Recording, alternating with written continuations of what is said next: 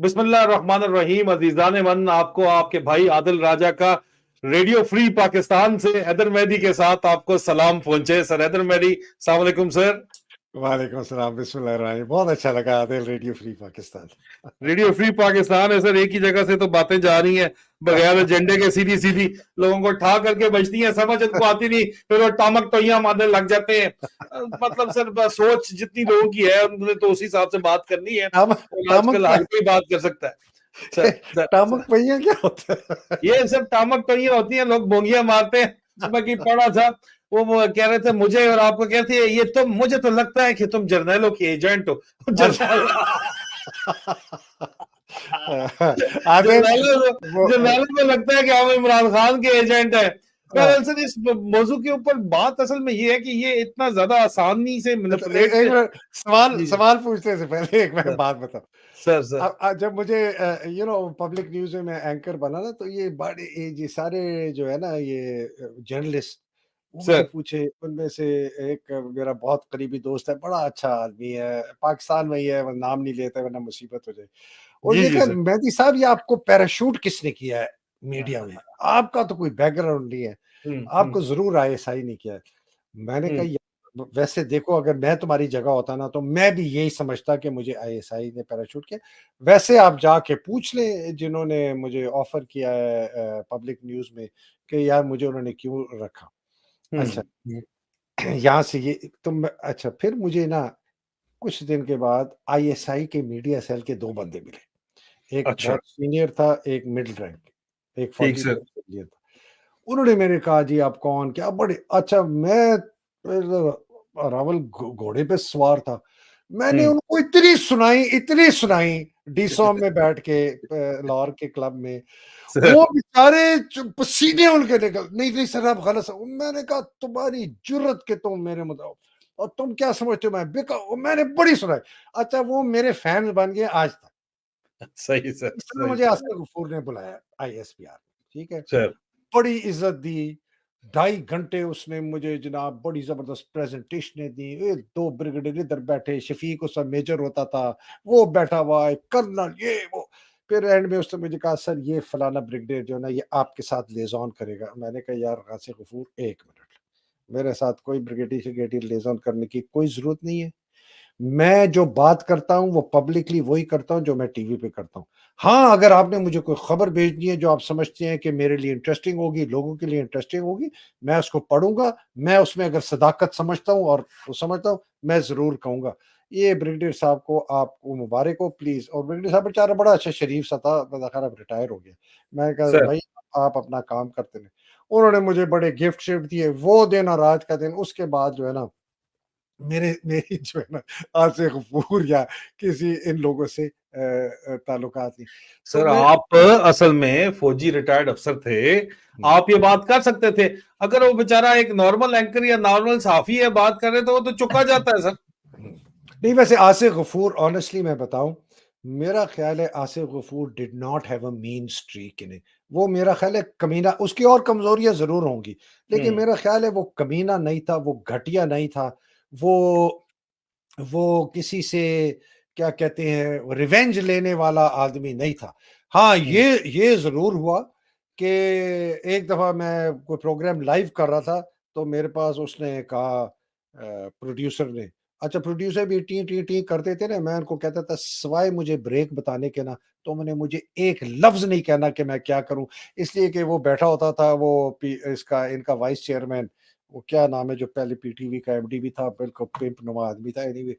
وہ مجھے کہتا تھا مرچ مسالہ لگائے کرے. میں نے کہا چھوڑ مرچ مسالہ. تو اس نے مجھے کہا سر معافی چاہتا ہوں سر، بڑی ارجنٹ وہ آئی ہے، کال آئی ہے سر وہ جنرل باجوہ کا جو وہ انڈیا سے وہ کر رہے ہیں فلانا، اس کی بات کریں. میں نے نہیں کی. اس نے پھر مجھے کہا تو میں نے خیر اس کا جو ہے نا وہ کان سے نیچے نکال کے میں نے کر دیا. تو مجھے انہوں نے کہا کہ جی وہ ڈائریکٹ آرڈر آئے تھے کہ آپ سے کہیں کہ جنرل باجوہ. میں نے کہا جنرل باجوہ کی میں یہ کیوں کس چکر میں بات کروں یار؟ General Bajwa is an army chief, میں جنرل باجوہ کے اور اس وقت عمران کی حکومت تھی. میں نے کہا میں جنرل باجوہ کی کیوں بات کروں؟ General Bajwa is nothing. یہ صرف آرمی چیف کا عہدہ ہے جو ان کو یہ طاقت دیتا ہے, ان کو یہ پریسٹیج دیتا ہے, ان کو یہ عزت دیتا ہے, ورنہ یہ جس دن وردی اتارتے ہیں ان کی تو شلوار کوئی اتارنے کے لیے تیار نہ ہو. باجوہ کا کدھر ہے آج کل کام, پتہ آپ کو نظر آتا ہے نہیں, کدھر؟ شلوار اتارنے کے لیے سر بڑے تیار ہوتے ہیں, شلوار استری کرنے کے لیے کوئی تیار نہ ہو شاید. نہیں کرنے کے لیے تیار. تو عادل میں مطلب جو سوری یار I completely lost track. So anyway, please continue. Sir P T I کو کیا الیکشن جیتنے دیں گے یہ جو اس وقت حالات بنے ہوئے ہیں؟ مطلب انہوں نے تو پورا طے کیا ہوا کہ جو مرضی ہو جائے, پی ٹی آئی کو الیکشن واپس عمران خان کو پاور میں نہیں آنے دینا. عوام 90% سپورٹ میں ہے, لیکن سسٹم کیپچر ہوا ہوا ہے, ایلیٹ کیپچر کے اندر ہے, اور جنہوں نے سسٹم کی اناؤنسمنٹ کرنی ہے وہ بھی آپ کو پتا ہے سارے کی ساری بدماشی ہے. تو کیا ورلڈ تو یہ ہونے دیں گے, نہیں ہونے دیں گے تو اس کا مطلب ہے we are looking at a very long struggle, a long walk to freedom. Do you think PTI is ready for that long walk to freedom, یا people who support Pakistan 90% Pakistan چلیں؟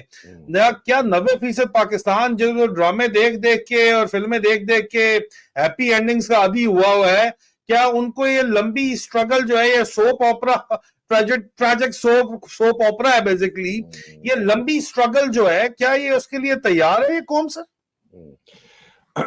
عادل تھینک یو ویری مچ, بہت زبردست سوال. عادل میں نے نا April میں جب اس کی حکومت گئی تھی عمران کی, تو 2 مئی کے اندر میں نے اپنا پہلے ایک بہت سخت ایک ویلاگ کیا تھا جس کا ٹائٹل تھا فیسزم ان پاکستان, پاکستان میں فسطائیت. میں نے نا اس کے اندر بہت ڈیٹیل سے بتایا تھا کہ یہ جو کریک ڈاؤن اب شروع ہو رہا ہے, اس کے اندر بہت زیادہ انتہا پسندی آئے گی, سختی ہوگی, حتیٰ کہ یہ اس لیول تک چلا جائے گا کہ جس لیول پر لوگوں کو انڈسکرمنیٹ طریقے سے اٹھایا جائے گا, مارا جائے گا. اور اس وقت بائی دی وے کوئی گڑبڑ چڑبڑ, وہ 23 مئی کا واقعہ بھی نہیں ہوا تھا. تو مجھے لوگوں نے کہا یار آپ ہر چیز کو بہت بڑھاتے چڑھاتے. میں نے کہا نہیں, اگر آپ تاریخ پڑھیں, جب ایک ظالم جو ایلیٹ ہے اس کے خلاف جب لوگ کھڑے ہوتے ہیں تو اس ایلیٹ کو طاقت زیادہ استعمال کرنی پڑتی ہے اپنا قبضہ قائم کرنے کے لیے, اس لیے کہ ورنہ تو لوگ ان کو اتار کے پھینک دیں. یہ ایگزیکٹلی اب 2 سال بعد آپ یہی دیکھ رہے ہیں کہ جو اسٹیٹ ہے جس کے اندر پاکستان کی جو ریاست ہے, جس کے اندر اس کے ادارے غدار ہو چکے ہیں, اور میں کھل کے کہتا ہوں جس کے فوج کا سربراہ اور اس کے جرنیل اور اس کے وہ حصے جو جنہوں نے پاکستان کا آئین توڑا ہے اور قانون توڑا ہے, وہ غدار ہو گئے ہیں فوج کے ساتھ. وہ عدلیہ جو پاکستان کا آئین اور قانون توڑی ہے وہ غدار ہو گئی ہے. وہ پولیس, وہ بیوروکریسی, یہ سب غدار ہے. ان کا سب سے بڑا خوف یہ ہے کہ پاکستان میں تبدیلی نہ آئے, اس لیے کہ ان کی جو اجارہ داری ہے وہ ختم ہو جائے گی.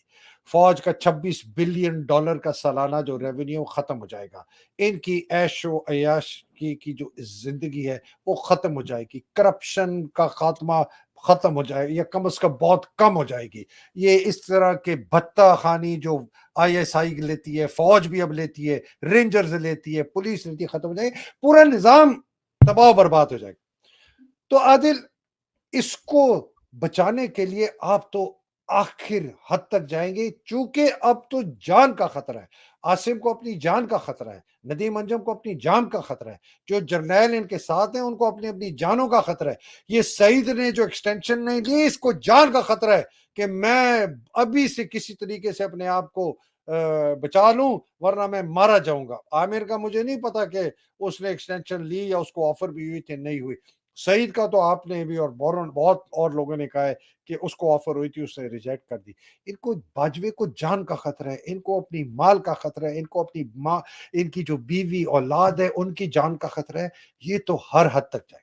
یہ پہلے سمجھ لیں لوگ کہ یہ وائلنس نہیں ختم ہوگی جب تک, اور یہ امام علی کا قول ہے کہ ظلم کی حد جو ظلم سہنے والے ہیں اس کی قوت برداشت تک. بس جس دن اس کی قوت برداشت اس نے کہا کہ نہیں میں اس سے زیادہ ظلم نہیں سہوں گا, تو آپ سمجھ دیں کہ ظالم کی حد آ گئی. تو اگر یہ پاکستان سمجھتے ہیں کہ جی کوئی اور کسی اور کا بچہ جا کے جنگ لڑے، کسی اور کی بہن جا کے باہر نکلے، کسی اور کا بھائی جو ہے وہ جا کے احتجاج کرے، میں گھر میں بیٹھ کے چپ کر کے بیٹھا رہوں اور بس یہ کہتا رہوں یار یہ لوگ کیوں نہیں نکلتے، یار یہ پاکستانی قوم کیوں نہیں نکلتی؟ اوہ تم بھی پاکستانی قوم ہو، ہم ہر فرد پاکستانی قوم ہے، تو یہ ظلم کا نظام نہیں اس طرح جائے گا۔ لیکن عادل، چونکہ اس نظام کے ظلم کی حد انتہا اس حد تک پہنچ گئی، اس پر بوجھ اتنا زیادہ ڈال دیا گیا ہے اس ملک کے اندر کہ یہ ٹوٹ جائے گا۔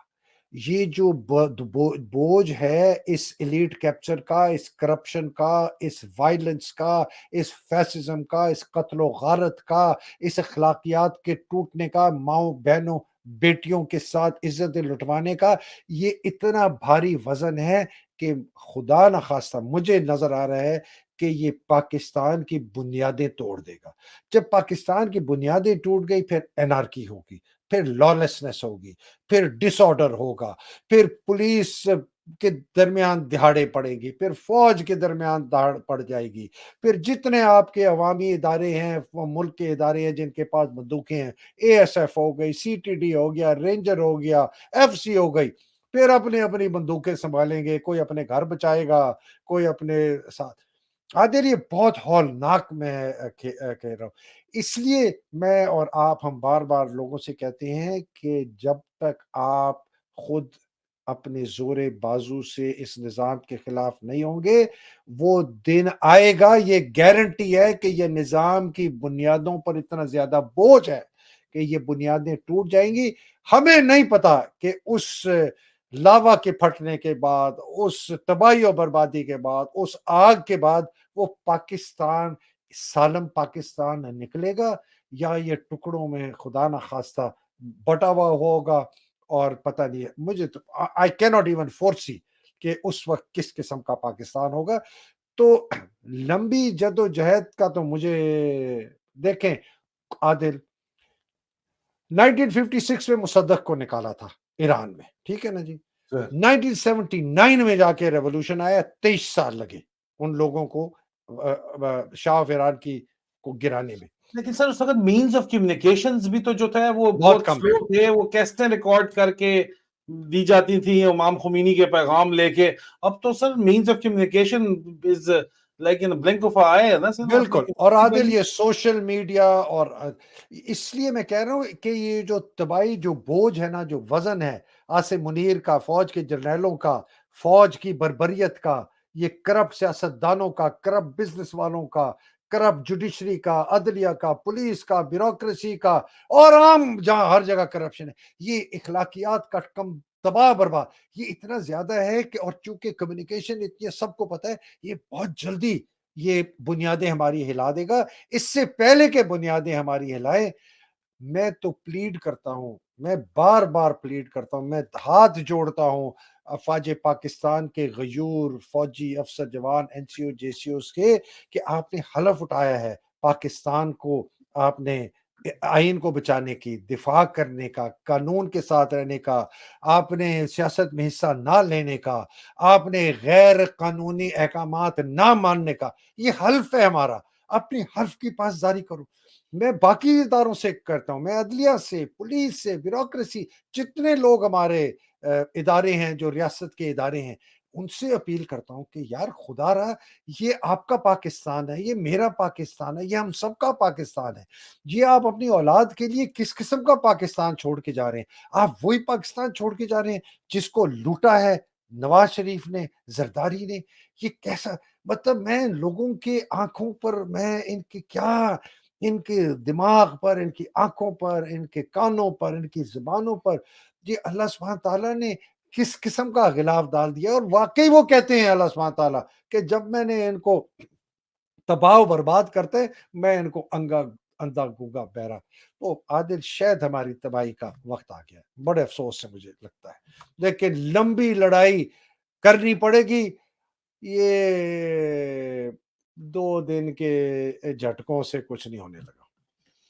لمبی لڑائی کے لیے تیار رہنا چاہیے، کیونکہ ثابت قدم رہیں گے تبھی کامیابی آپ کے قدم چومے گی، اور ثابت قدمی کے بغیر یہاں پہ ہیپی اینڈنگز آپ کو نہیں ملنے والی.